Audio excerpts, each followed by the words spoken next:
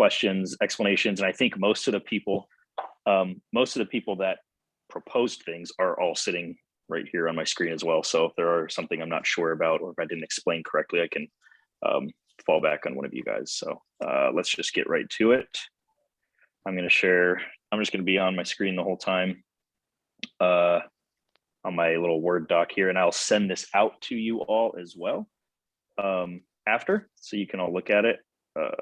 Where are we? There we go. So again, these are our 2022 proposals. 8 out of 12 votes are needed for something to pass. Even if we get majority, which would be 7, that still doesn't pass. We need 2/3. So the first one, we already talked about this, very self-explanatory. The team option and amnesty are both available to use once every 3 seasons. Again, this just clears up the language. Right now, it's kind of oddly worded to where it almost, it feels like it should be a 4th year, or in the 4th season rather. So we're just applying it essentially correctly, how I had told you all earlier in the off season that if you used it 3 years ago, which would be the 2019 season, you can use it again this season in 2022. Are there any questions about this proposal? Again, it's mostly it's something already in the code, in the Constitution, whatever rules. We're just clearing it up. So any questions about this? Yeah, I thought the option was every other year, every 2 years, and the amnesty was every 3 years. Is that wrong? Option and amnesty have both been the same 3-year period. I don't think we have anything that's every other year as far as like salary contract rules. So yeah, no, these have always been every 3 years. And again, it's just clearing up really how it's worded in the Constitution to make it more clear. So are team options tradable? No, options and amnesties are not trade. That did come up earlier this offseason. The option itself is not tradable. You can always, if a team has an option available, can use that and then trade the player. If the team that wants that player does not have the option available. So again, there was an example this offseason where one team wanted a player, but the only availability for that player to be kept was on an option contract. So that did come up earlier. And if we magically were to trade someone and he got picked up as an option, is there a time frame where they could not be traded back to skirt this? Or is it out of curiosity? So what I will say is the option will never go, if the player is traded back, that obviously completely still cancels out the option. It's not like you can skirt it that way of keeping an option somehow or making that available. We do have the rule for trade, no trade backs after the season. I'm going to look that up really quick, what that language says. But otherwise, there's currently nothing in there. I think you can run into. So, for example, I don't know, fucking whoever it is, I trade him to fucking Ryan. He uses the option on him. At the trade deadline, I wouldn't be able to acquire that guy back. I agree with that. I think that's how we have a rental trade clause. It says, or not even if someone else traded Ryan, a player, he used his option. Shouldn't I, even if I don't have an option, still be able to trade for that player because he's on an option, no matter who the team, no matter where he stems from, he's still on that year. He's paid an option per se. And so now I should be able to acquire him from someone else's team. You know what I mean?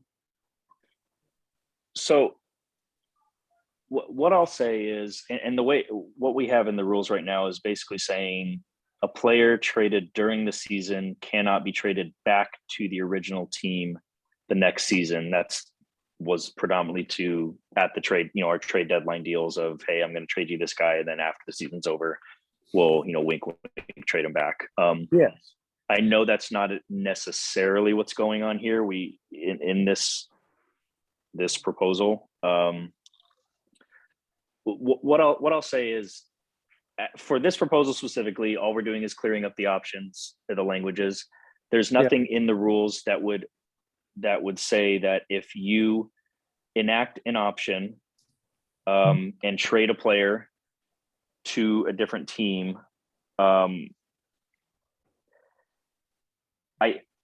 Is it basically, Josh, just like if you feel like it's shady, you're gonna shut it down as collusion, otherwise it's good?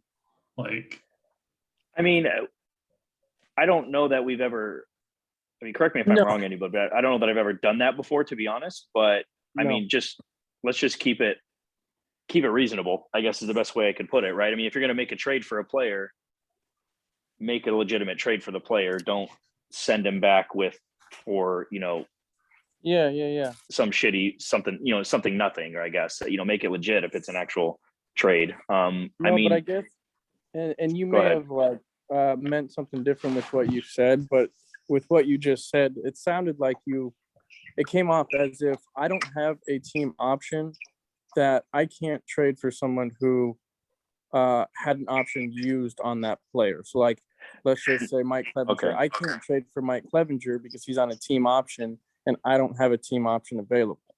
No. I'm sorry, I misunderstood. I guess no. You can still trade for a player. It's just that In a team if option. you Okay, can still perfect. trade for a player that's on an option contract, even if you have already used your option. That's totally legal. Perfect. I believe I did that with Irby, if that rings a bell, with like Whit Merrifield. I think I had already used it, and I either traded for him or vice versa, something like that. So Perfect. Okay. you just can't.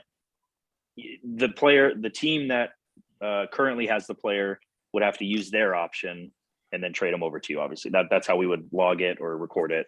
But no, you can have two players on option contracts on your team. You can have three. You can have as many as you want.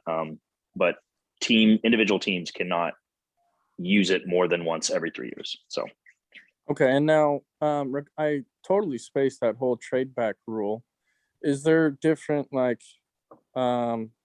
so a guy like Mike Trout is a pretty obvious one. I trade Mike Trout and then I get him back next year at the deadline. Well, so that's the other thing too, is if you trade for someone at the deadline the following year, is that still kind of that no trade back clause, or is that so Yeah. far along in the season that really doesn't apply? So I think with the trade back rules or players that have been traded back to that certain team, I would say as commissioner, I would look at it on a case by case basis, to be honest, Yeah. because yes, with your example, Carter, if you trade somebody today, Yeah. because technically or you trade somebody on opening day of the season, and then you want to make a completely separate deal, whatever it might be, after the season, I don't see any reason why that shouldn't be allowed to go through. So that's what I would say at this point. Again, the intent of that rule that we enacted a couple years ago was specifically to prevent, I'm trading you player X at the deadline, so I can make a run, and I'm going to give him back to you essentially after the year, Exactly. October 1st, whenever our season ends. So just keep that in mind. That's where this is going. Yeah. All right, any other completely different things there. They are. Any other thoughts, comments, questions about this first proposal though? No. All right, we'll move on. Number two, so this was proposed if an extension 1 or extension 2 contract, so a player on an extension is dropped during the season, that player automatically becomes a UFA. So the example next season. So the example this year was like DeGrom. DeGrom was on an extension 2 contract. He was dropped. Obviously, he was injured and he was dropped towards the end of the year. I picked him up right away. Now, I obviously dropped him again to make him an unrestricted free agent. But if I elected to keep him and make him give him a qualifying offer, he would essentially be subject to restricted free agency where I could match his deal, whatever. That's how the rule currently stands. What the rule is proposed, the rule proposed is stating that even if I picked him up, I lose him essentially when the new league year starts. He goes back into the player pool. I don't know if there's any other explanation essentially is needed, but that's really what we're proposing here. So any questions, any clarification needed for this one? And again, we're not the purpose of the winter meetings isn't necessarily to sway somebody either way about what to vote or what not to vote. It's more of a clarification type thing so we all understand what we are voting on. So again, I'm not asking anybody to say, well, I don't like it or I like it. It's just, are there any clarification type questions needed? All right. I'm good. Okay, we will move forward. Number 3, the dead money for the player dropped in the middle of a season is prorated for the current season. So again, currently, if you drop a player, if he has let's say he has a $10 salary, I apply the percentage of dead money, whether it's 75, 50, 40, or 25, depending on his contract.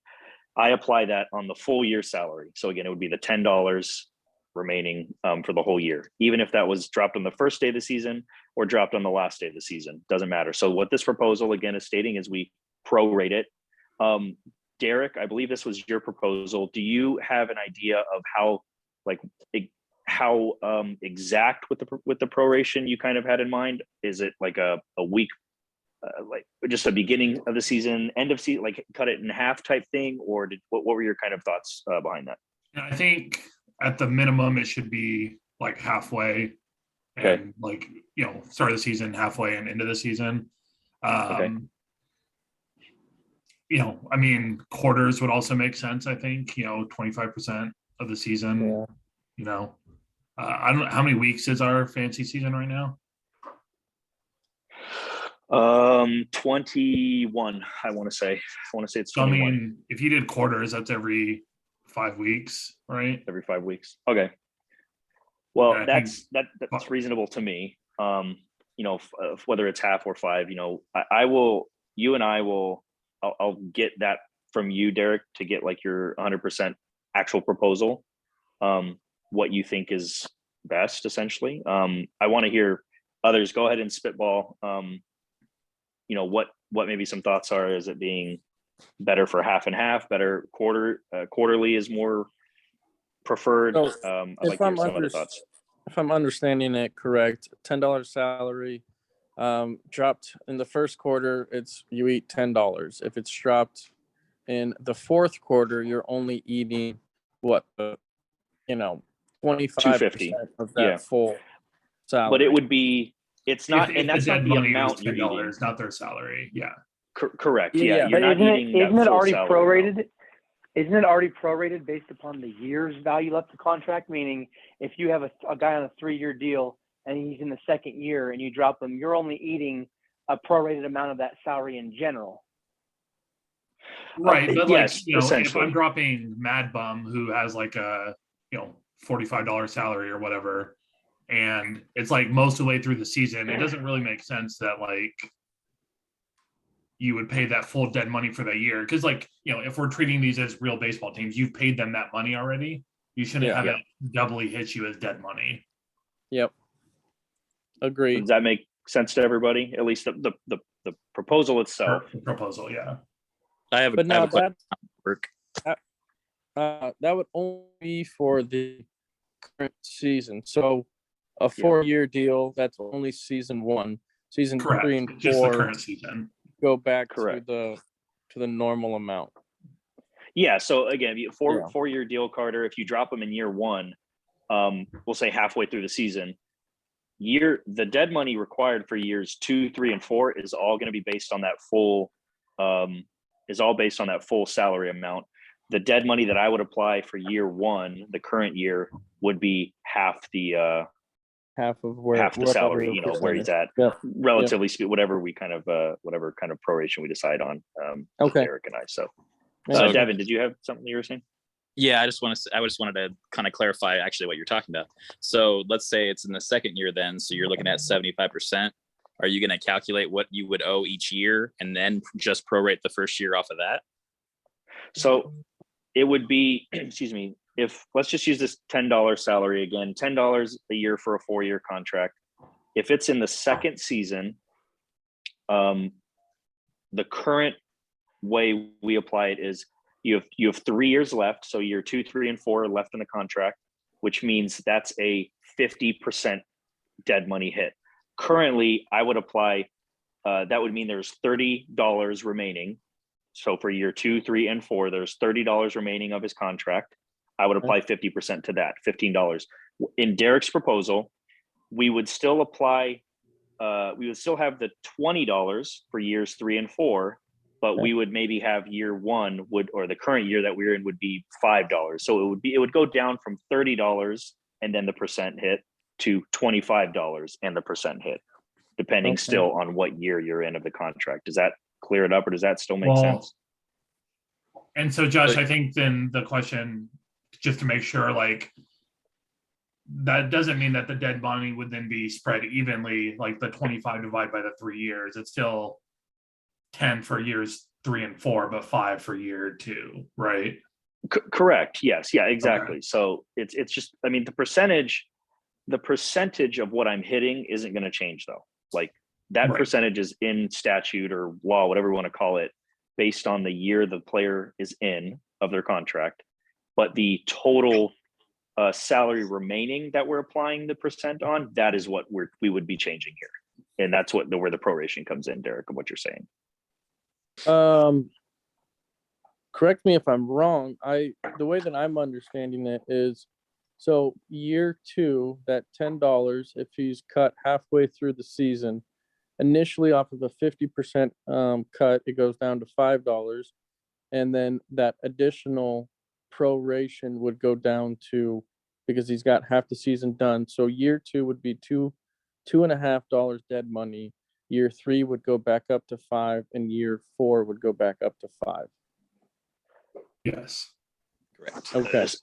Yes. 100%. Okay. What you're saying. Devin, did that? Are you still cloudy? Did that clear anything up, or do you still? No, that's good. I like that better. I like that the proration happens before that works for me.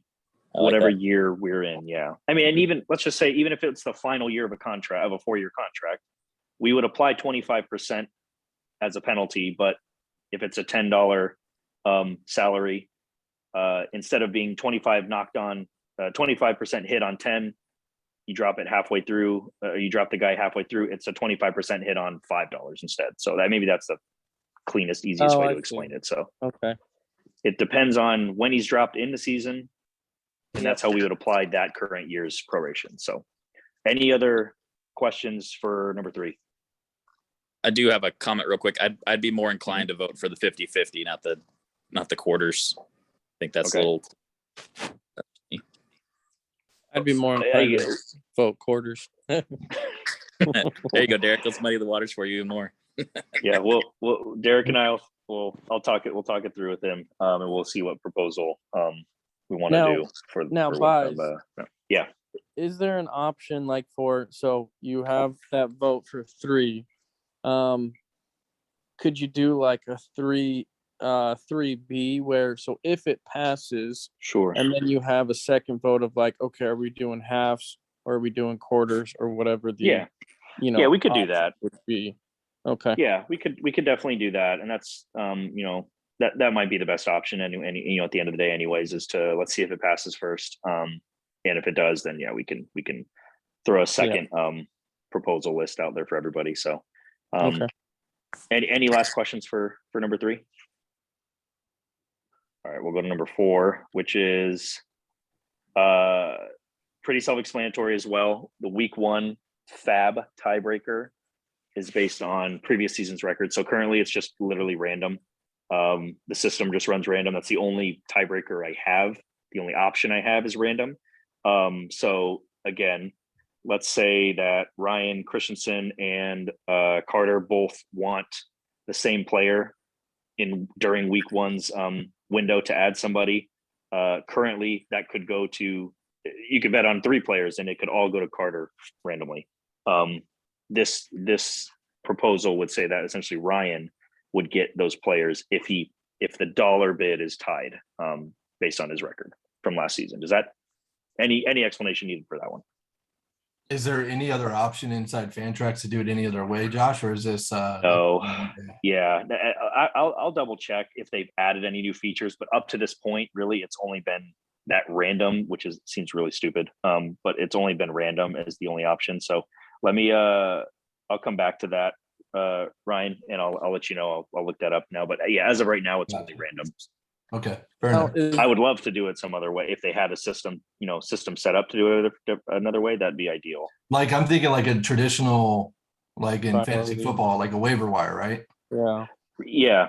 So, I mean, there is a waiver wire option, but we use the free agent auction budget, obviously. Gotcha. I don't know makes sense. how it might just be, it might be just a little complex for me, to be honest, to kind of fathom how I would need to set it up at the moment.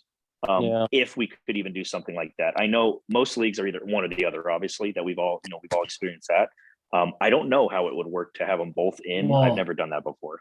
And I think for week 1, that doesn't help us anyways.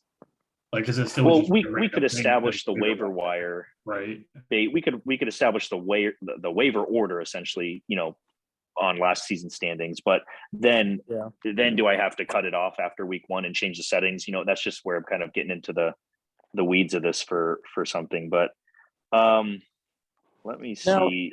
Now, Go ahead.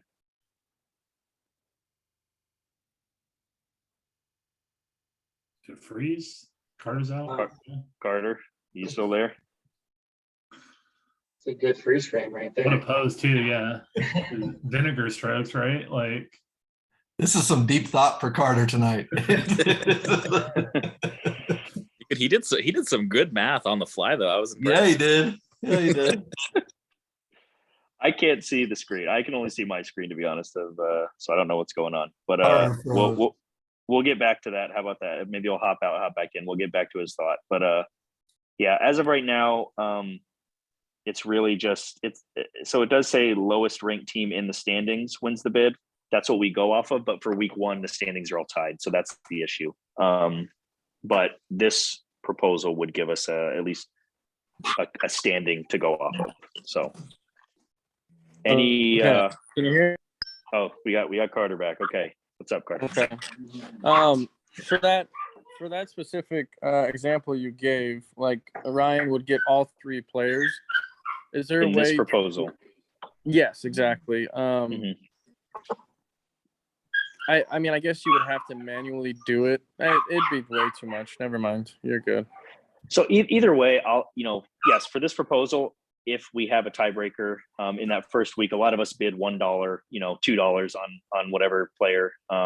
So I'll have to go and manually adjust it to make sure the order from last season is applied to these tiebreakers. But Yeah.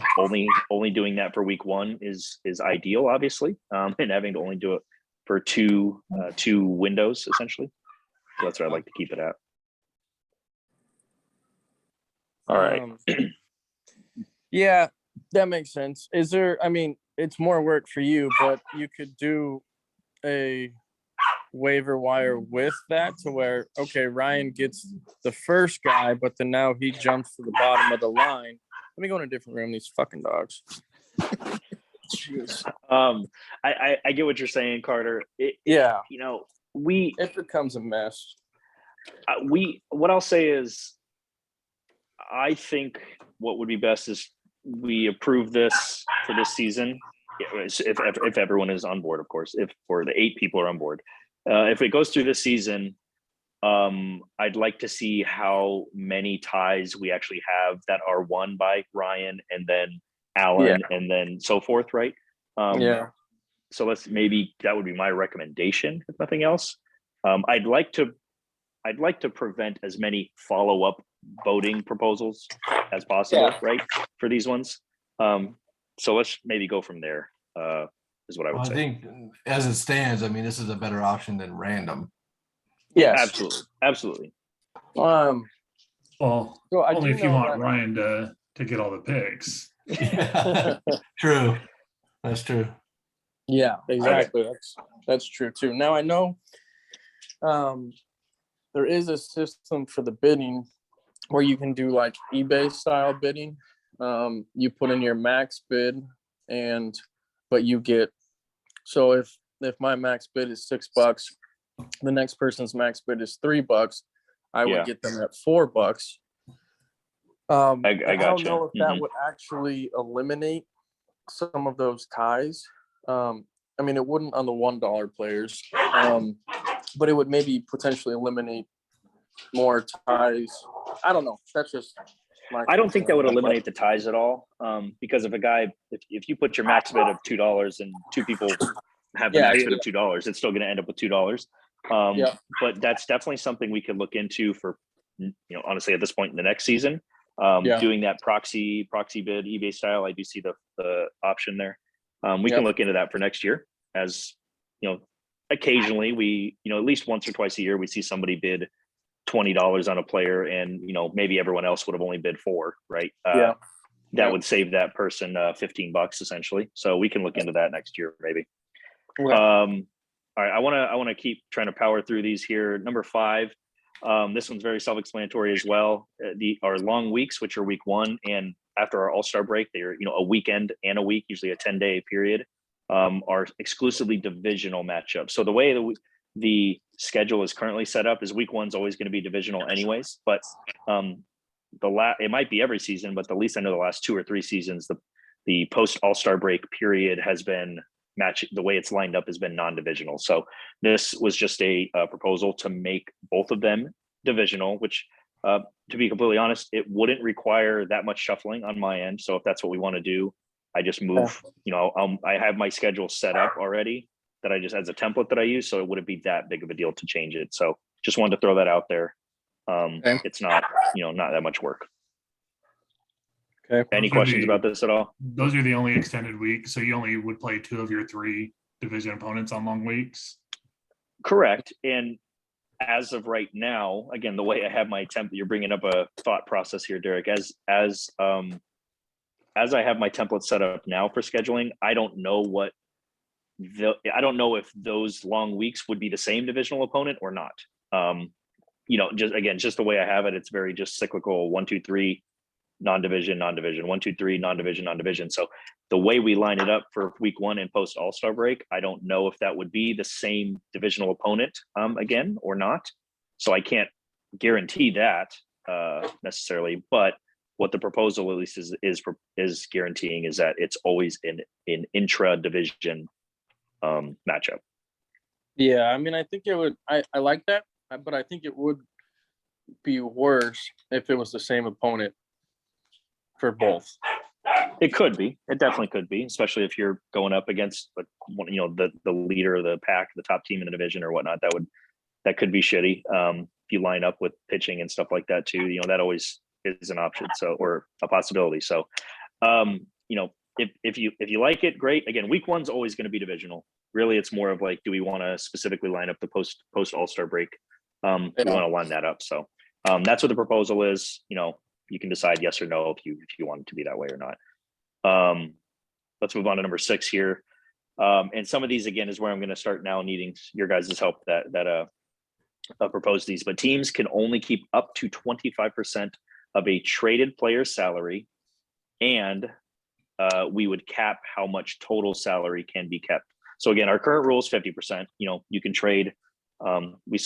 We've seen plenty of that throughout the last couple of years. You trade a player, you can keep 50% of his salary on as dead money, essentially is what I mark it down as the original team, but there is not a cap currently on how much total salary rather, can be kept by any given team. So I don't remember off the top of my head. I want to say it might have been Hammy. This might have been yours that proposed this, but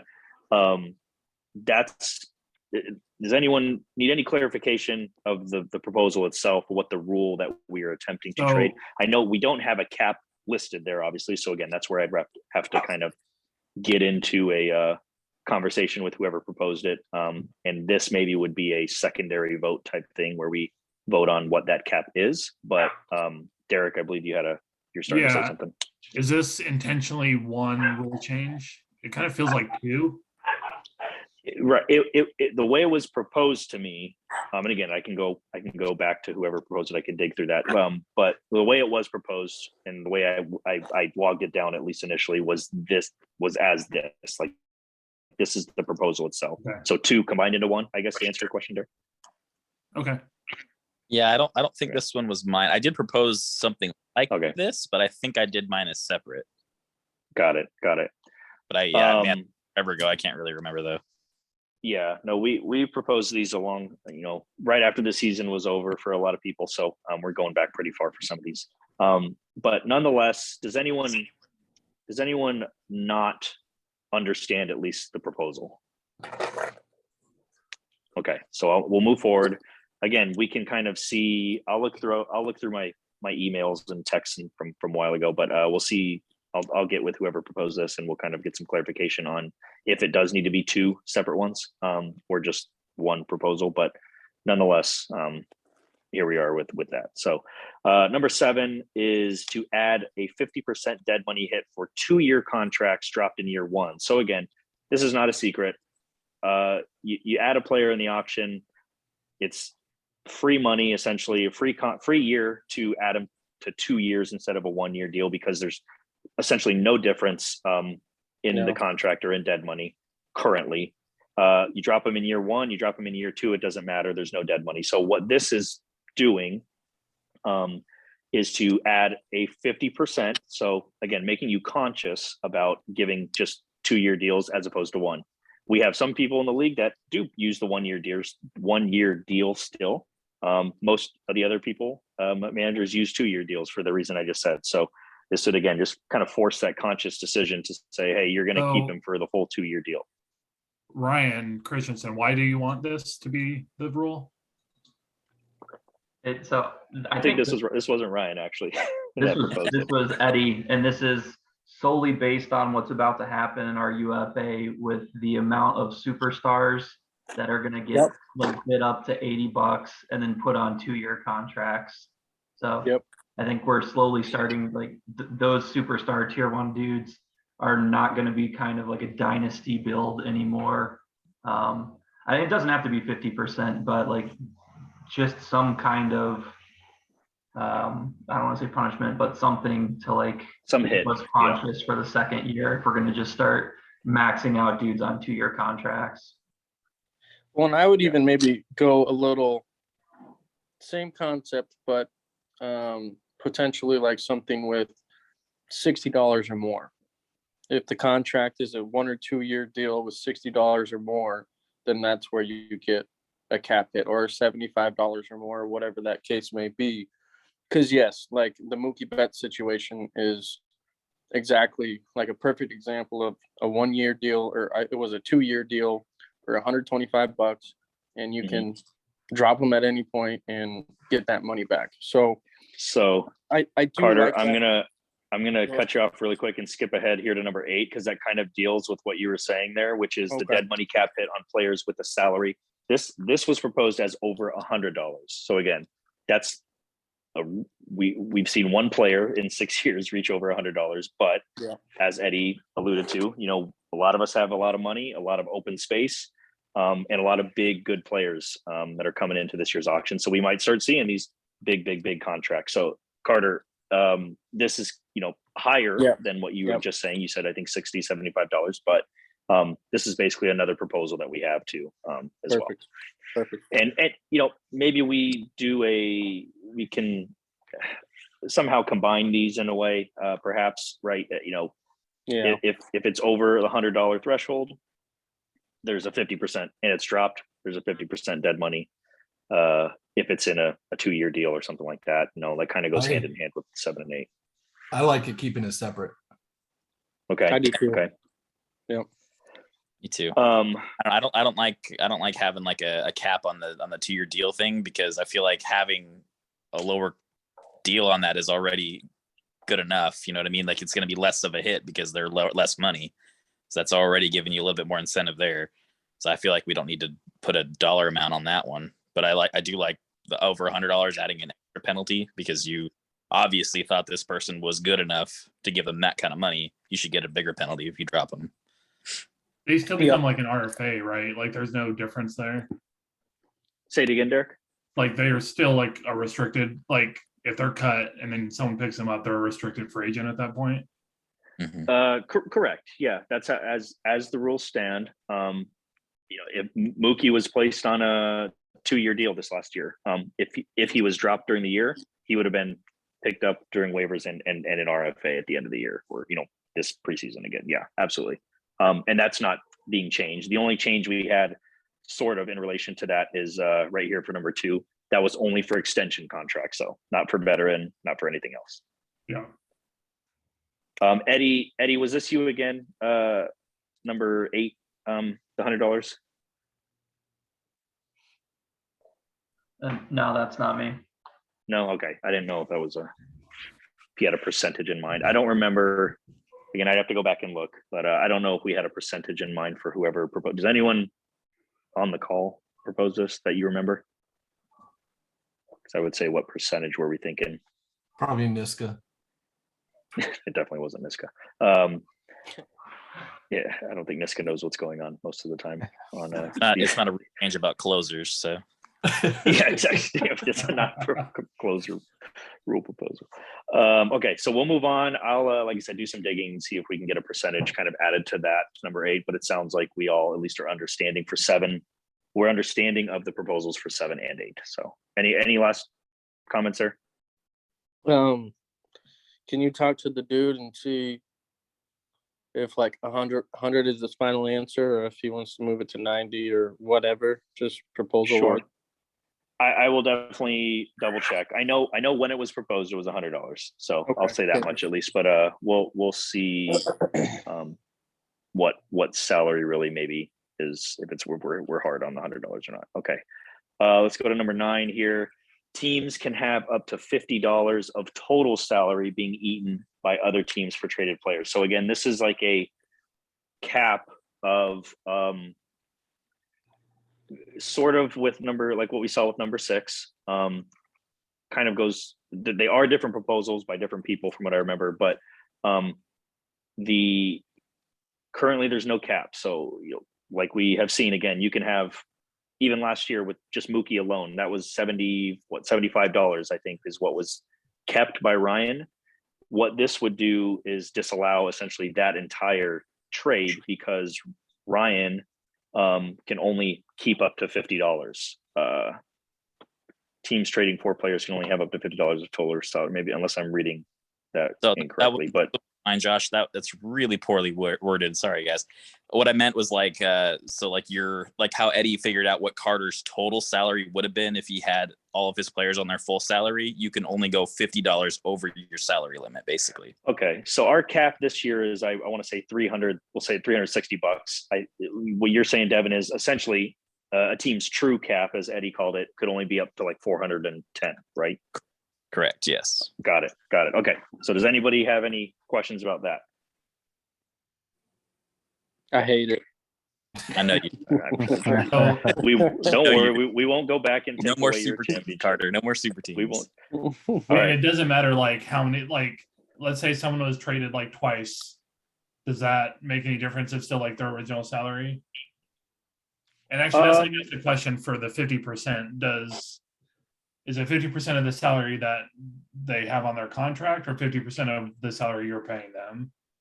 So the way we applied it last year, Ryan Christensen, step in, because I think you and I talked about this more, is the way we applied it last year, or the way we in theory were going to apply it if I think it was DeGrom was traded again, was the 50% is based on his actual salary, not what is being kept, Derek, as the new salary, essentially, Derek, is what you're saying, not what the amount was that the current team is having to pay. It's So defers back to saves 50%, holds 50%, trades him. If he gets traded again, it's at that salary because the 50% is already held by that first team. So how it would have worked, or could have worked last year, was Mookie was $128. I traded Carter for Mookie and $864. And technically Carter could have traded Mookie again to Eddie and $863 of the remaining dollars, and Eddie would have had Mookie for $1. I think we're trying to eliminate that. Right. That makes sense. So I think that answers. Does that answer your question, Derek? That's kind of what you're. Well, so what I you're would have explaining assumed that Eddie could have, Carter could have traded him to Eddie for $32. Yeah. for half of the 64. Yeah. That was my assumption as well. And I think So- that's the loophole that we're trying to fix, Yeah. so that is the only situation that you can do, rather than what could have happened, which is Eddie ends up Yeah. with a $1 Mookie, and Carter and Ryan both eat $64 and $63. Right. Yeah. So what Carter, what you're saying, Derek, what you're saying, that's the goal is to eat 50%, then 50% of that number, 50% of that number. That's what we're trying to eliminate or trying to set up. But Okay. currently, as the rule stands, that isn't set up that way.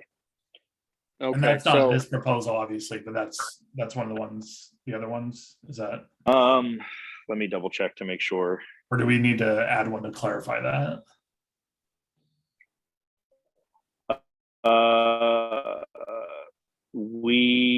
Well, I mean, I would say if some of these other proposals maybe doesn't get passed, or if number 6 doesn't get passed, then we theoretically, yeah, would be left in the same position we're in.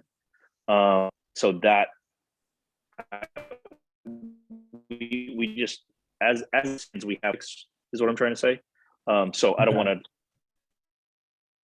muddy it with 3, 4, 5 proposals that are all capping a traded salary amount, this percent, that percent, whatever it is. Well, I guess like if So I would our current rule is like ambiguous though, should we, if these two don't pass, should we like make a clarification? Almost to the point where a player's yeah. salary can only be eaten one time. Like if we were to add that language in a trade, yeah, it would help Well, I out. think that could be different because like yeah. if it's 50% now, I could take 25% and Eddie could take 25%, and that's still the 50% total of the original contract amount.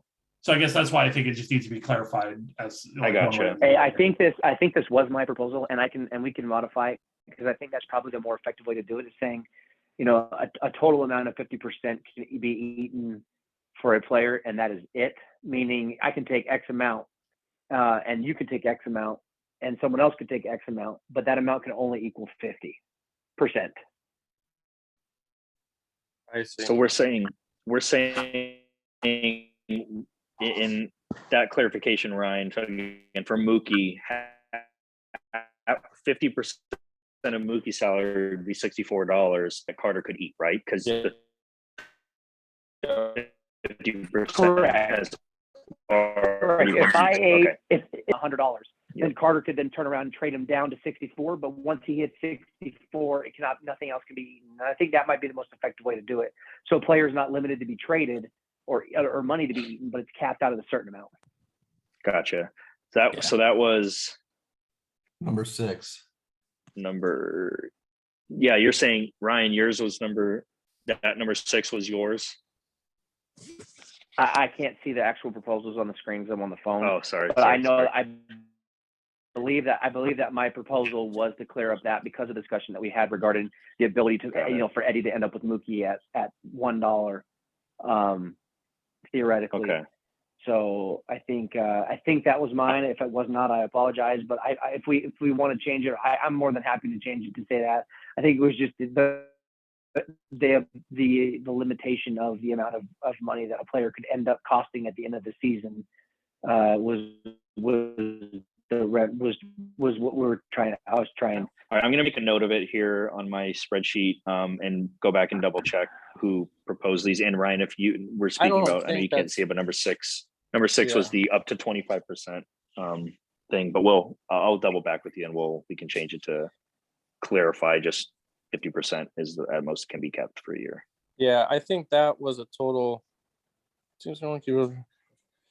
Okay. Yeah, I think he's talking about a totally different one, but I understand what you're going with there. Okay. All right. Let's move forward here. Excuse me, to number 10. A traded player can only have salary kept by the original team in the current year he is traded. So this has only come up, I want to say, one time where we've had somebody say they'll keep the salary for this year and half of it, as well for next year. This proposal is just basically outlining that you can only keep salary in the current year of that player is traded. Is there any any questions about this one? I think it's pretty straightforward. So Okay. if we adjust that other one, we might want to just reword like kept by the original team, because that makes it sound like only the one can do that, right? Or am I reading that weird? No, I see what you're saying. I know yeah, the focus is the year he is traded part. I'm just Yeah, exactly. Well, and that's maybe how we just reworded is really Well, just yeah. to emphasize the current year. Essentially, that would mean on Mookie on a 2-year deal, I get him for $64, and then year 2, he goes back to Correct. 128. That's what this does. Yes, it just resets the salary next year. But we have had an instance like if Ryan decided to trade you and have his salary in 22, that technically is allowed as the current rules stand. So that's what we're trying to get rid of, is that second year or third year and so on. Yep. All right, let's move to 11 here. Stat corrections. This came up last year. Obviously, stat corrections are only valid if they're applied within 24 hours of the period ending. So Devin, I believe this was you. Basically just clearing up again, like, we had some stat corrections. I want to say it was like later in the week or even the week after, like it was done on a Monday when the game was on Wednesday, something like that. But if the stat correction is done within that same week, sure, it will be valid. We'll apply it to that week's scores, the categories. But if it's applied, within 24 hours, if it's applied within 24 hours, that's when we'll count it. All right. It's 24 hours of the period ending. So if the game happened on week, Wednesday, as long as the stat corrections happen by Monday of the next week, then it's good. But if we're not going to go into like the Thursday the next week and all of a sudden the stat correction makes you win, we're not going to go back and change that. Yeah. Any questions about that? That needs to be cleared up. Do we know like when Fantrax generally does it? Like I think the example that came up was because it was like a game that was like delayed halfway through and they finished it 4 months later. Well, we will get to that in the very next proposal, actually, Derek. But to answer your question, what if I have like a game on Sunday and they don't do it till Tuesday normally? Like that's their normal process. Like then this is kind of bullshit. I can double check. So, I want to say that it they do it when MLB does it. If that makes if a stat correction by MLB comes out, they apply it right then as well. I think it's automated, but I'll double check with you on. I'll double check on that. So if I can. The main reason for this proposal was about the championship week, when like a week later it looked like Irby had won because something with weird happened. Merrifield. Him and Salvador Perez got cheated. Yeah. Irby's still hot about it, but we wanted to kill that because we didn't want to be like Crown Carter and then like 3 days later, oh, never mind, Irby, you won, because that was such a matchup. We didn't want to do that, so that was the main reason why. Well, the other thing is we had it's the next proposal. Go ahead. Never mind. Okay, so we'll skip ahead, which kind of piggybacks on. But if a game that was delayed or halted in the middle of the season is completed later and it somehow would affect the playoffs, we are not going to take that into consideration. So again, this last season we had, I think it was a game in May between the Nationals and somebody was delayed, was made up in September, which happened was it in the championship week even? Is that the same one? Yeah. It happened in the championship week. It essentially would have affected the standings, because way back in week 5, that would have caused Irby to get a win or something like that, or a loss, which would have moved the seeding, all that sort of stuff. We're not going to go back in and then change. Well, actually, the first round's playoffs should have been David versus Ryan or whatever. We're not going to go back and change it. That's what this is stating. Josh, I'm reading something here where it says stats are unofficial for up to 7 days after the date of the game. So that's what we would say. That's what in number 11, the stat correction one is what Hamby's saying is like, I get it's unofficial. If they then go and correct it on that 7th day, a week later, we're not going to let that affect our weekly standings though. If the stat correction is done right away, like you said, on the next day, or again within whatever the 24-hour window is that they need to look at after that game was played, after I guess Monday, they have to have it done by Monday of the next week. If it's done within that time frame, then okay, well, we'll call it valid. But I don't. I'm letting my kind of bias come in here, but I don't think it's really ideal to say, with the info you just gave us, Ryan, up to 7 days, and now we're going to go back and change last week's standings or results, because now MLB decided to change it a week later. That's basically what we're kind of trying to avoid here.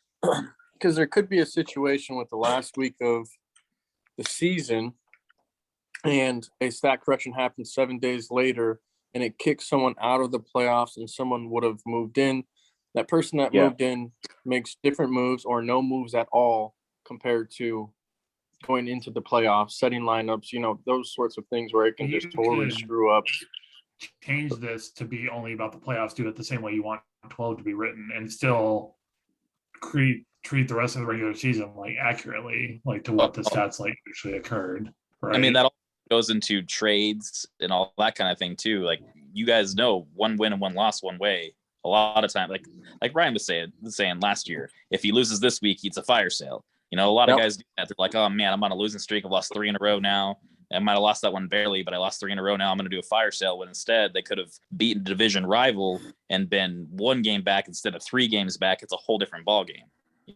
Guys make a lot of decisions based on that. So I'm trying to avoid that. If you're losing by 1 stat in 1 category and then deciding to fire sell your team, like, it's kind of an idiotic thing to do anyways. Like, you hear that, Ryan? You hear that? Well, yes and no. I mean, you just come to a realization that, like, maybe my team is not set up to compete. And instead of me trying to battle at a 500 record for the whole season and get the 8th pick overall, I'm going to just say, fuck it. I'm going to rebuild and get the first pick.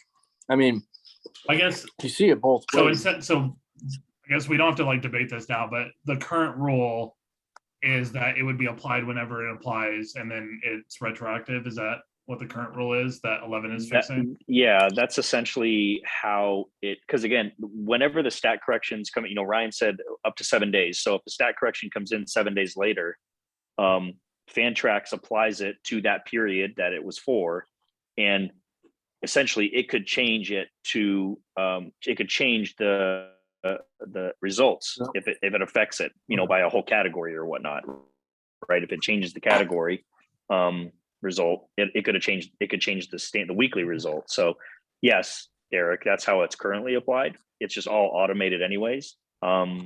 Basically, what if this number 11 stat correction proposal gets approved, and that happens, I would go in and manually undo the change essentially in the category, on the category level. At least I wouldn't go back and change the stat necessarily, but if it gives somebody else a win when it was previously a tie or vice versa, I would just manually go and change that. All right. Any other thoughts, questions on either of these two stat corrections or the unfinished games proposals? All right, we'll go to number 13, very self-explanatory, adding an official Vegas draft weekend. Again, Vegas will never be mandatory, never be expected that everyone has to be there all 2 nights, 3 nights, 4 nights, whatever it is. But it just kind of set plan is always to have whoever can make it. And we're having, 2 drafts back to back. I specifically said 2 drafts because I don't know what those drafts are going to be. Obviously last year it was the amateur draft and the big auction. This year it's going to be the amateur draft and the RFA auction. So I guess I would say probably it will always be the amateur draft will be held in Vegas, but either or, we can, figure out that scheduling. I also wanted to put their schedule is never going to be finalized until after New Year's, when we can get a better idea of who can go, what dates and pricing kind of looks like as well. So we'll try to do it that way. But again, very self-explanatory. I don't know that. Are there any questions about Make this? that shit a requirement. Sir, you said you can't even make Thursday because your baseball Thursday, game. we So don't have any fucking drafts going on. So you're right. make it a We draft don't. night. I'll be there. I'll fucking walk out of the game. That's fine. We can't lose this, man. Come on. I know. I know. He's a key cog in this operation. Okay, we're gonna move to number 14. This is more of just a fun one as well. Adding an additional draft pick, number 50. Again, the last pick of the draft would be awarded to whoever correctly picks the most over-unders on MLB win totals that would be set, before the season starts. Obviously, we would bet on that, or not bet, but put down our picks for over/under for each team. Again, don't know that it needs more explanation. It's just kind of a fun added wrinkle to our league here. What happens I don't if know who they're was. That's a good question. Rock, That was paper, not scissors. rock, paper, scissors. Pick 51. You both get the player for half of the season. You get to decide, both of you, on pick 50 who to draft. So that's a good question, and so I will get with the person that proposed this, and we can maybe iron out a tiebreaker scenario. But again, don't necessarily need any more explanation for this one. It's mostly a yes or no. Do you want to add it? Do you not want to add it? Type thing. Is that pick Are there any tradable? comments? I'm sorry. Can I trade that pick? Yeah, I'm why going to say not? no right now. Sure. mean? You can trade it while you're drafting it, just like last year we were sitting there making trades during the amateur draft. How about that? But as far as being able to move it before the amateur draft, no, because I wouldn't even have it populated in the system. Just like Alex pick this year, 49 is not going to be in there. I'm going to have to manually add that to his team. So Okay. you can trade it. You can trade the player, pick the player and trade him, sure. But I can't literally create a draft pick for number 50 in this instance. Ryan will probably give you DeGrom for it. So Well, And keep if I that for just change my salary. name in his phone to Carter, then you'll do it.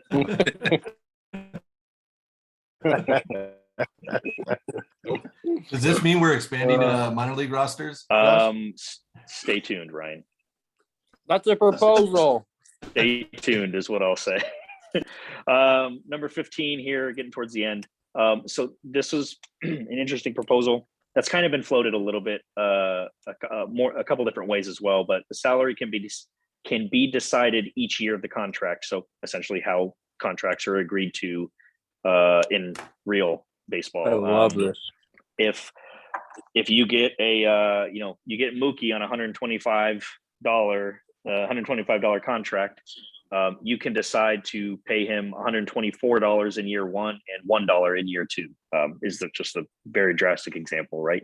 You could essentially keep it still at that was incorrect. I'm sorry. You could pay him $249 in year one and $1 in year two. You could keep it as whatever you draft him at, whatever you win the player at, as his salary for each year of the contract, or you can decide what year what salary is going to each year. Before I move on to the next part of that proposal, because this was one proposal, but before I move on to the next part, are there any questions about the salary per year portion? Just so I love this. If it passes, though, we will have to clarify how the dead money would work. Well, that's the second part there of the proposal as well. So go ahead. Can someone tell me, whoever proposed it, give me a little bit of the thought process behind it? Brilliant. That's all it is. Ryan, that was you that proposed. Was it me? Yeah, that was your proposal, Douglas. Well, so I have a question. Is this only set like one time we're setting the 4-year contract? I love that. So I would say if you drafted this player and you decided you drafted a guy for $20 in the auction, that's his AAV is the 20. So if you give him a 4-year deal, you essentially have $80 to disperse between 4 years of a contract. But So my question though is, so we set that. So I draft a guy $20 a year. I give him $60 in year one, 65 in year one, and $5 in year 2, 3, and 4. In year 2, do I get to change that and like readjust how I want those Oh, that got it. remaining 15, or is it Okay, only can- one time? So you're saying, can we restructure contracts basically? Yes. Is what you're saying. As of right now, or as of, if this proposal were to pass, I'd say no. I'd Okay. say no. The way it's written is you decide on it for the entirety of the contract. Okay. And then again, so the Carter, you brought up the dead money thing. If the way this was proposed is if the player is dropped, whatever the highest salary was, and Ryan, you know, correct me when you were, if I'm wrong, or explain this further. Whatever the highest salary year, that is the dead hit. Now, I don't know, again, Ryan, if you meant that's what we use for percentages that we currently have, or if that just flat out is what we would apply as dead money. Do you remember kind of what your thought process was for that? Yeah, so goodness. Well, so long ago, it's hard for me to exactly remember what the point is. I think we're trying to avoid the $1 situation. I think because the expectation is not to say, hey, I'm going to sign somebody or auction for $100. In year 2, I'm going to do $1. And then I'm going to drop with the $1 kind of thinking. I don't know. I'm trying to think of how it was. Should it still just be based on like the average annual value? Maybe that's what it is. Maybe that's what the wording should be. I agree. Well, Yeah, we could do it that way. that would work, or you do it the other way, kind of where he was leaning was you base. So if it's year 3 of the contract, it's that 40% hit or whatever that is of the highest paid contract. So it would be 40% of that $100. That's what I read it as, sort of, as well, Carter, is what you said. So yeah, I mean, if you give a guy $100 in year 1, or let's say you gave $100 in year 1, you drop him in year 3, you get 40% on that 100. So you would be charged a $40 cap hit essentially. Yep. Which Either way which works. I would then space it out, you know, for the remaining years, which is how we do it currently as well. Yes. I think That's how I read it. Yeah, no, I think you're right. I think the intention was more around the annual average salary versus salary. the actual year, and percentage. Okay. Essentially the annual would be less of a burden compared to, so like realistically this proposal would essentially benefit you long term, especially if you're trying to act up for your 2, 3, 4 for $1 when you're reading. Traditionally, it really doesn't hurt you much compared to if you're now doing it based off of that $100. But if you cut it's that rich reward. if you cut him based on like the average annual value, that just means the dead money wasn't affected by how you did correct. salaries. Mm-hmm. Which, like, I don't know why, like, Yeah. I don't know. My thought is like, why would you want to like penalize someone for structuring a contract a certain way? But I mean, that's just my thought on it. Yeah, no, I get that. I mean, it is a benefit to structure contracts because you can essentially build a super team in year, not a super team, but you can have some stacked contracts in year 2, 3, and 4 and take a huge hit year 1. Yeah, you can also do it the other way though. Like Right. if you're already up against a salary That's cap, what I you was. can- So my intent through this was to scale up, not scale down. If that makes sense. Like when I was thinking through it, it was essentially saying, hey, listen, I'm up against a cap this year, or it's a big free agent class. I'm going to structure it from a scaling up versus a scale down. Yep. So makes sense. Yeah. The only thing that I'll add here, honestly, where it runs into problems, is with the example that you were just given, Ryan, scaling to, you know, you only have $30 of cap space, whatever it might be. How do we still say that $30 is the largest amount you can still bid on a player, So, right? yeah, so to put in perspective, say for example, I win the bid at $50, right? So one of my years, whether it's on the front end, in this case, because it got brought up, or the back end is going to be at 50. Does that make sense? So what I'm saying is one of the years, either the first, the middle, or the end is going to be at $50. Say, for example, I'm just going to give an example. Let's say, I don't know, any sport. You sign a player, the total contract is for 10 years, 325 million, right? Year one is only 9 million, but at the end of the total contract, it still has to equal 325. Yep. Right. Yeah. Well, I'm on board there. I just mean, how is this affecting? Again, let's just say you have $50 of cap space going into this last player that you want to draft, Mm-hmm. and let's say your intention is to obviously keep the $50 AAV, but you want to be able to pay him more than 50 in a subsequent year. Yeah. Right. Like you can't go over that 50 to win the bid though, because you only have $50. We don't assign contracts till after auction. the draft anyway, so it's not going to help you in a current draft. Okay. You could. No, it would, because the value, you can't bid above your money allowed. But essentially, if this rule was proposed and accepted, you could. I could get because $100 player. Like you're still not assigning the year. contract till He's after talking the the draft's year. over, so you still Okay. only have that $30 in the that draft. makes sense. Maybe I'm overthinking a little bit. So yeah, I mean, we're still going to be capped on whatever your budget is. Right. You're still capped on that. And then if you want to create after the draft, after the auction is done, Okay. you want to then kind of artificially create more cap space. You can give that player less than what you won his salary at the auction for that first year or whatever. That makes sense. Perfect. Okay. And then the only thing I think is the language just around, Josh, I think the language around the cap hit, because I wasn't thinking $100 year one, $1 year two when I created this rule proposal.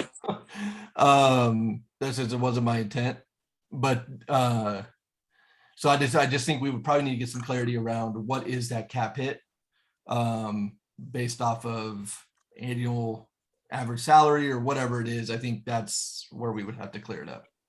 So do you mean though, again, so with this example of $50, let's say you win a guy for $50 and you want to give him a 4-year deal. That means the entirety of the contract is $200, right? Correct. So my understanding is if you wanted to, you could give him $197 in year one, Yep. $1 in year two, $1 in year three, Yes. $1 in year four. That equals 200. Is that not what you're saying you want to be allowed to do? So that was not where I was going when I was thinking Okay. more 50, 50, 50 or 25, 75, 125. Does that make sense? I don't know what the number is. I'm not doing the math. So, sir, you want it to be kind of almost like a structure, though, is what you're maybe thinking. Correct. Is like you can't just willy-nilly throw whatever amount on there. It has to be structured and made whether it's percentages or whatnot of what you can actually give per contract year.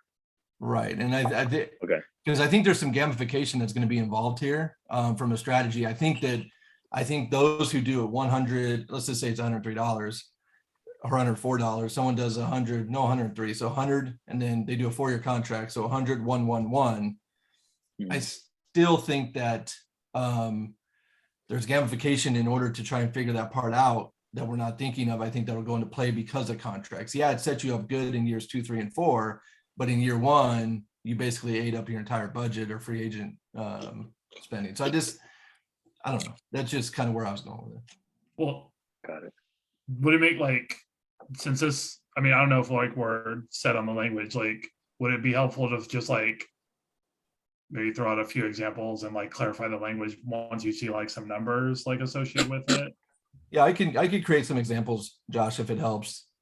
Well, and like, Yeah, I mean, yeah, like an easy way is like in any year you can't give him less than 25% of his drafted amount, you know. yeah. So That's the you can divvy structuring it part up of it. however Definitely. you want, but it has to be at least 25%. Yeah. I mean, that's a option. I simple think like that's what that. Ryan was saying anyways, basically, is that's Yeah. how, kind of what his expectation was. So, okay. I'll adjust, I'll adjust some of the language on the dead hit or the dead money part of it, Yeah. at least, to say based on the AAV is what the Right. same dead money rules would apply essentially. Correct. So we can do that, but I want to move on here because we're running on almost an hour and a half. So we only have 2 more proposals. That'll be really quick as well. Want to get you guys out of here, and I'll get some of these materials sent out to everybody. My plan is to probably try to vote maybe next, this weekend, this upcoming weekend. Maybe I'll throw it out to you guys on Sunday in a Google Forms, and we'll vote from there. So number 16, Carter, here you go. And Ryan, you'd asked about this a couple questions or a couple proposals ago. Just very simple, increasing the minor league roster by 2 slots. This is not a annual increase or future increase at all. It's literally just, we're going to go up from 15 to 17 this year. Nope. Okay, listen. I think this is like another 2-part one. Like, do we increase the minor league rosters? Yes or no? If so, do we want to increase by 1 or 2? Because I'm okay with only I increasing mean, I 1. think we tried that last year and it didn't pass anyway. So I think just keeping it 2 is probably the easiest way to see this not pass anyways again, probably. So I mean, whatever works. I was just I mean, thinking, I'm voting for it. Like, I want it, but like, it didn't even pass with that like structure last year. So I True. think that's correct. I can double check. I don't remember last year other than I beat Irby. So Let me see. with like Kind less of. players. So I know. So we had an expand minor league roster to 20 last year. That was not accepted. I don't see another one about that, but yeah, I know we've had this kind of in the past, before. brought up about expanding the minor league roster. So my opinion would be to keep I'll be flat out, Carter. You asked me when you proposed it, what my thoughts would be, whether it's proposed to, increase it by 1, increase it by 2 or 3, whatever. I don't honestly, increasing it by 1 doesn't necessarily do anything for me. It does add 1 more spot. That's great, but it doesn't like move the needle at all for me. 2 seemingly isn't that big of a difference, of course, but it does a little bit, in my opinion. You're adding 2 more spots each season. So that's just my thoughts, my opinion. But I think we leave it at this proposal here. If you, kind of like Derek said, if you want it, you'll vote for it. If you don't, the 1 or 2 if you don't, slots you're is wrong. not going to really You make a should be difference. voting for it. Well, either way. Okay, cool. All right. We got 1 more here. Check something. We got 1 Yeah, more hold here. on. Why are we continuing to hey, let's add a draft round and then let's add roster spots and let's add a draft round and let's add roster spots? Like, Well, Well, because dude, I mean, honestly, it's there's because like, the current minor league rosters aren't sustainable. We can't fill everyone's minor league roster. So we're trying to fix that first by adding a draft round. But like, we still can't even do that. So I don't even like increasing it, I guess, is just helpful with some people, but like the minor leagues are dying anyways, like personal opinion. So I think there's like 4 teams right now that have too many draft picks. Like they have way too many draft picks, including myself. but even if we like added that to the current minor leaguers, like we still wouldn't have a full minor league system. yes, but I think we're going to start getting backlogged here pretty soon with big name guys that are, I mean, the minor leagues, I mean, it seems like it's just getting more and more stacked with Well, players. we just that are, set more restrictions too, that anyone who's rookie 3 can't be down there. So like it's going to restrict who's down there even more, and those rosters are going to shrink further. but and further. yes, but it also limits like, so sure, J-Rod is going to be up this year, but if I'm going to rebuild, there's no reason for me to bring him up for another 4 years, especially because once he becomes Rook 3, he has to stay up. So you're going to have, with some of these new rules and also generational talent who may not move the needle for a championship team, they're going to keep being stashed down below. So, I mean, now teach their own, and that's your own strategy.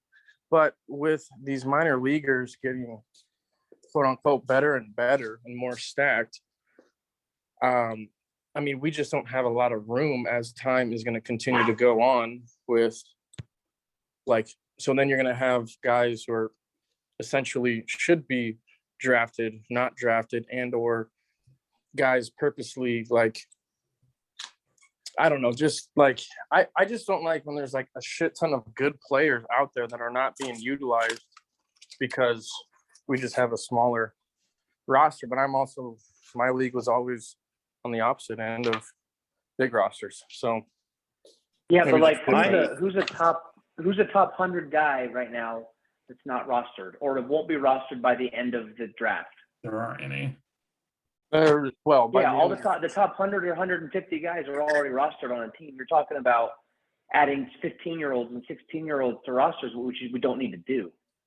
well, I mean, each year we add fifth. I guarantee you, there's people that are on the 100, the top 100 that are not on minor league rosters right now or on people's teams. But after the draft, that's not the case. Well, yes and no. I mean, like, No, it's not. well, not yes. yes and I mean, no, like- Ryan has. Yeah, right now there's 9. Right now there's 9 players who are in the top 100 that are not on a team, and there's 70 picks about to happen. No, I understand. 49. Yeah, 49. But 50 if um, one gets passed. Feels like 70. Carter's No, scouting and Little League I World get Series it. right now for his next. But so that's what I'm saying is we have 50 picks we're adding each year onto our minor league roster. There's going to come a point when like what do we do with all this? Like, you can't. It's not though, because like we would have seen that already happen. Like if it was going to. Well, Like for the this is longest year time, 7 of the we league, had- right? I'm pretty sure that Allen still has AJ Reed on his minor league roster. So Well, here's my take on it. So there was 30 first round picks in the most recent MLB draft, right? 31, 32, whatever you want to consider plus comp picks. Yep. You just had another 30 international free agent signings, right? Yep. That are able to now be drafted. So that's already, if you just consider the first round and then the international individuals, I get some of those international guys are very young. And they will not give, I mean, they're just not going to make the big leagues by the time their amateur status comes up.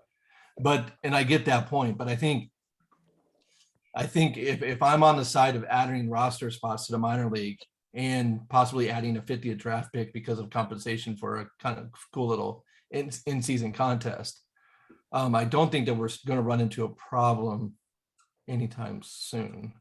If we add, but like, for example, Ryan has Christian Hernandez, who's a 17-year-old kid on his roster. So this kid's most likely going to sit on his minor league roster and fill a spot for the next 4 or 5 years. So when we keep adding players, like I just feel we're. But there's like a into penalty for those players if you add really young guys. It means like the first time that they come up, you have to make a decision or they get Rule 5'd. So like, well, no, it's like Yeah, a and I'm the strategy guy to who add, has- but like I'm there the is a guy who has penalty for that. I'm the guy who has 15 minor league players. I'm a full roster with 2 draft picks. And I'm not the one saying, hey, we need to add draft spots. I mean, I'm in a position where it would be like, yeah, hell yeah, let me add 2 spots so I could just not have to worry about dropping somebody. But I have to be logistical about what I'm going to do, make a trade, to clear up some space because it's, well, it's yes, part of I the process. understand that. But if we're trying to mirror, I mean, like going into a lot of these proposals is mirroring MLB.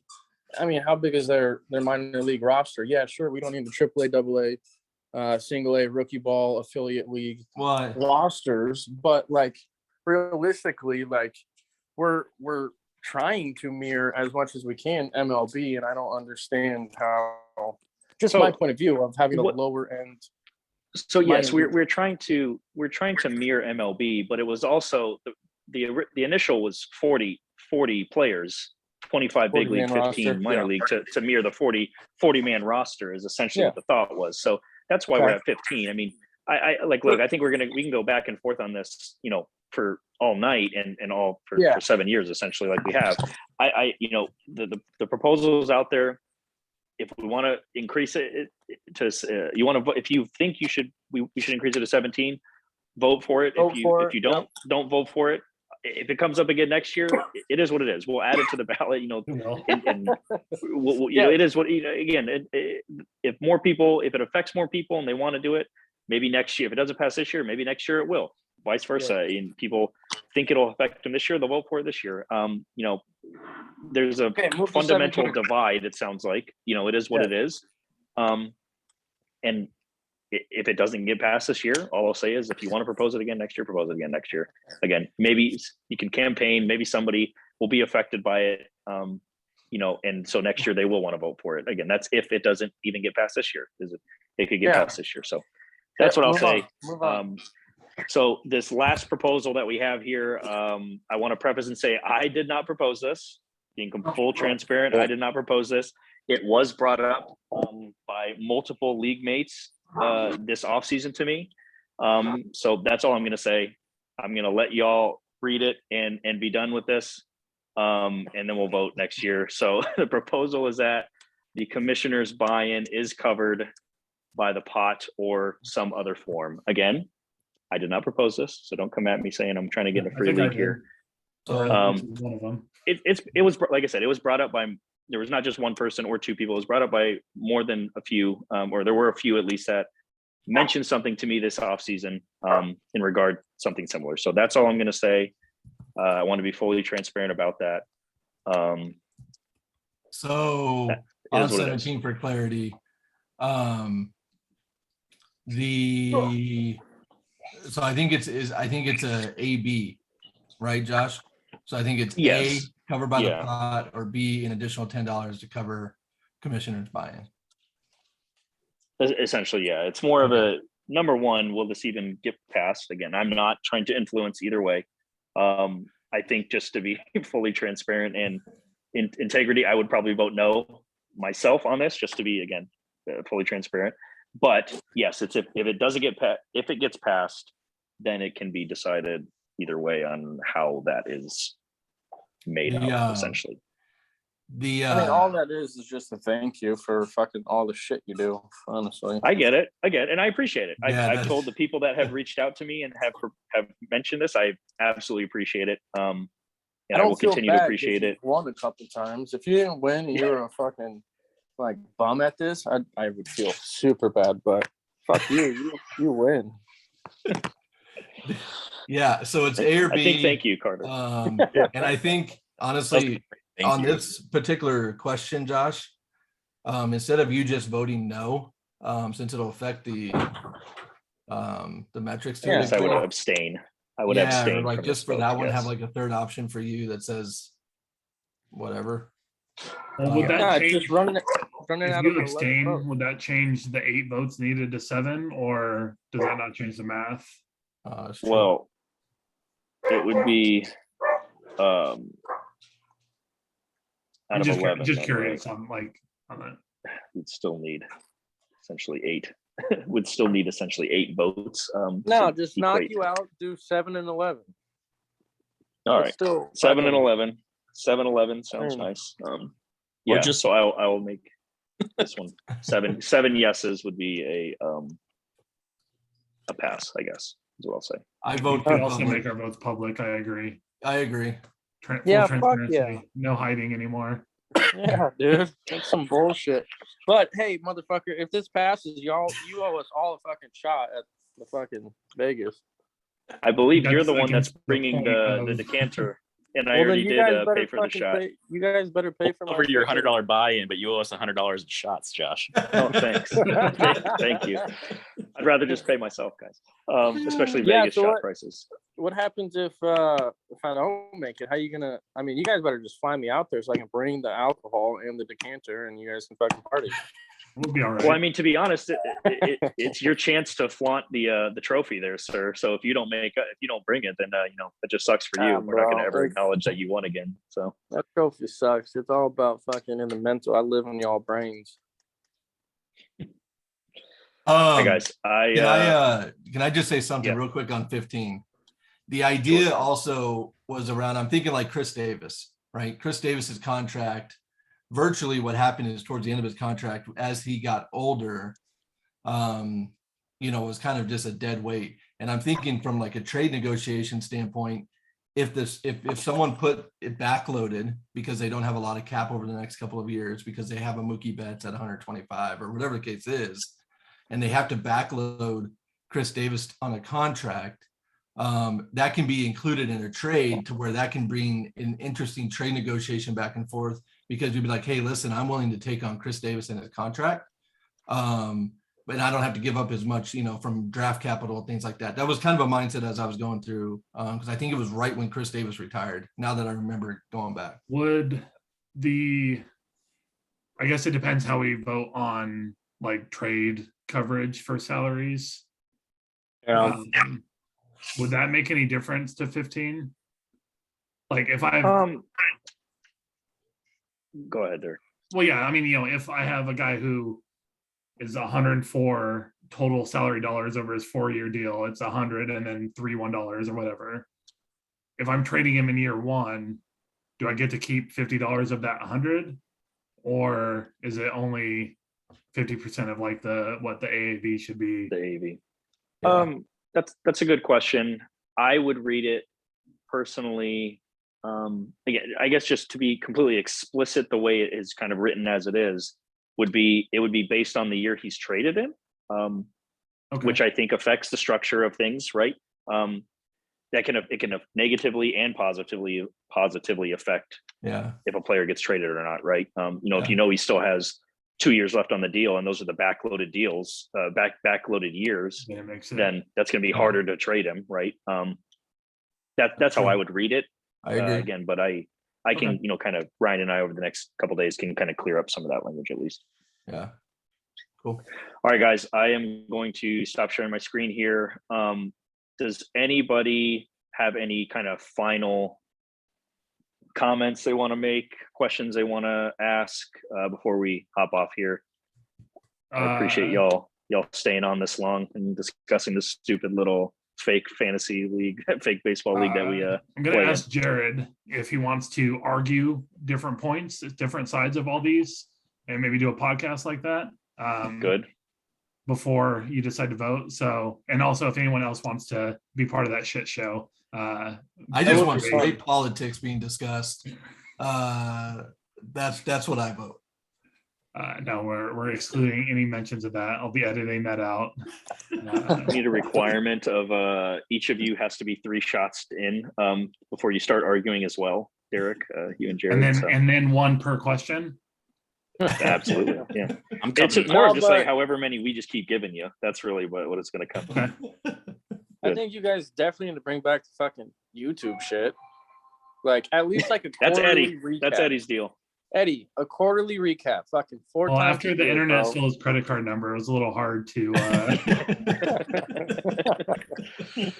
But for real, that shit made my like fantasy season. Like, that's what I look forward to. I want to hear Carter, only if you Carter, only if you promise to be the first guest for the show, and you have to be a guest on mine and Derek's YouTube channel on one topic. One topic. What's the one topic? I don't know. We don't know yet. We'll invite you. That's fine, but I'm not putting my face out there for people. Wow. Oh, we have an image already. I just put in the group chat. We'll use that. Yes. All right, guys. That would be fun. Get out of here. Hey, Josh, before we go, one more thing. Yep. Hey, you had kind of mentioned a while back that you're kind of getting burnt out as commish, man. We don't want to lose you. Is that something that you want to revisit about maybe getting other people more involved in this league so you don't have so much on your plate? I'm always open to, if anyone wants to be involved in any sort of way, whether it's a YouTube channel, whether it's a prospect podcast, whether it's helping in any way, shape, whether it's running Zoom meetings like this, winter meetings next year, whatever. I'm totally open for anybody. I might be the one that, puts this stuff together, but this is all, I'm 1/12. This is all of your guys' league too. So I never want to deter anybody from wanting to be involved in any way, shape, or form. There's always stuff to do or to create or to help with, I guess. So, I mean, if anyone wants to do anything, just reach out to me and say, hey, I have a thought for this. Devin, I know you floated a podcast possibly, at one point, or doing stuff like that. So, no, there's never any short of content essentially that can be created, stuff that can be helped with. It's a long season.